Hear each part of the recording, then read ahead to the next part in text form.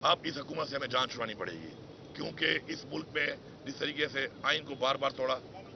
कानून की बालादस्ती इस मुल्क पे नहीं है, मुल्क का दिवालिया इन्होंने निकाल दिया है, कोई विजन नहीं है, कोई डायरेक्शन नहीं है, और जो हालात ये बनाते जा रहे हैं दिन ब दिन, ऐसी ये जो फार्म 47 की बैंडेड चोर हुकूमत है, इससे हमने छुटकारा हासिल करना है अवामी ताकत से। अब तो उसके लिए ऑलरेडी मैं अनाउंस कर चुका हूँ, इंशाल्लाह उस पर काम हो रहा है इंशाल्लाह। अब ये एक फाइनल कॉल होगी, और ये फाइनल कॉल ऐसे होगी कि मेरे ख्याल में अब सर पे कफन बांध के हम निकलेंगे, क्योंकि पुरमन रह रहे हैं कि मारे खा खा के उसके बाद हमारे वर्कर गिरफ्तार हो जाते हैं, क्योंकि हम पुरमन होते हैं, हम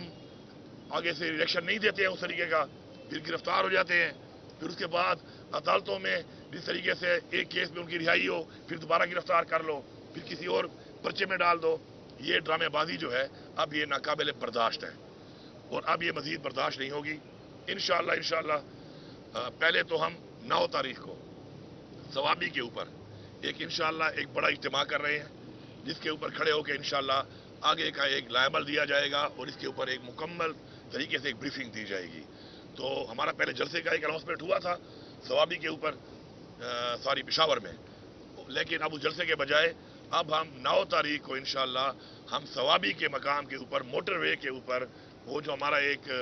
वो जगह है जहाँ हम इकट्ठे होते हैं, और माशाल्लाह वहाँ से हम इकट्ठे निकलते हैं, तो वहाँ पर पूरे पाकिस्तान से लोगों को बुलाकर वहाँ पर इकट्ठे होकर फिर उसी जगह से आगे का प्लान देना है कि हमने इसके बाद उस जगह पे कैसे इकट्ठा होना है, कौन कौन सी तैयारी करनी है, जिम्मेदारियां देनी है जिम्मेदारान को, पूरे पाकिस्तान के अंदर जो पार्टी के हैं उन सबको, कि उन्होंने किसी तरीके से वहाँ से लोगों को इकट्ठा करके लाना है, क्या क्या ज़रूरियात हैं साथ लेके आनी है, और इंशाल्लाह फिर वहाँ से हम ऐलान करेंगे एक डेट का कि जो हमारी फाइनल कॉल होगी। इस फाइनल कॉल का मतलब ये है कि भाईजान घरों में बता के आ जाना। सबसे पहले मैं तो भी अनाउंस कर रहा हूँ कि मेरे घर वालों को मेरा पैगाम है कि उस फाइनल कॉल वाले दिन जब मैं निकलूंगा, तो उसके बाद अगर मैं वापस नहीं आता तो समझ जाओ कि बस मैं नहीं आऊँगा, फिर कोई जनाजा पढ़ना है, कोई जो करना है कर लेना, और जिसने भी आना है ये सोच के आना है, क्योंकि